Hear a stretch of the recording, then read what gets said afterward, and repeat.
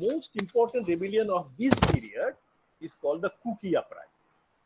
The Kuki Uprising took place in 1917 when the First World War was about to begin. Actually, there was a long anger against the British. The Britishers had occupied their land and they were being used as impress labor. They are forced to do forced labor, and they were, tribals are very independent and proud-minded. They will starve, but they will not work as servant of others. But here they are being forced to work for the British.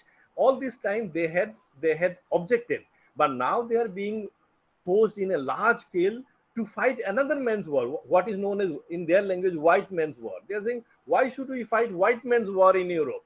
We don't want to go. So the Kukis revolted, and Kuki revolt, though it is mentioned in Indian history, it is not given enough importance.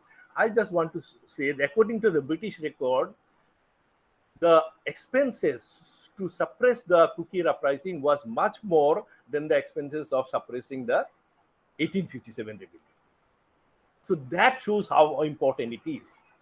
How important, and it lasted almost for 3 years, from 1917 to 1920.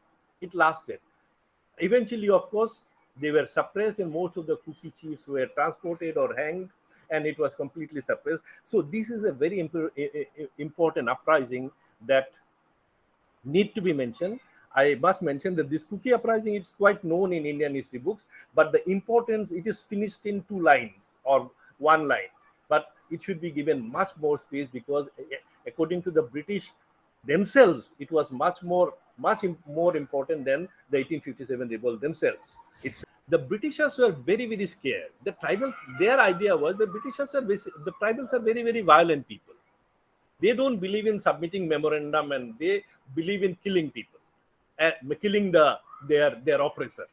So therefore, if the tribals become violent again, then it will be very difficult for the British to live in Northeast, especially proved by the Kuki uprising of 1970. So they did not allow the tribals to take part in any nationalist movement. Even if they had to go, suppose that Kuki or a Naga or a Lushaitev has gone from hills to Guwahati or Calcutta to study, he had to give a written undertaking that he will not take part in any Congress activities or any Congress. So he had to give a thing. So that is one way they had to stop the tribal uprising.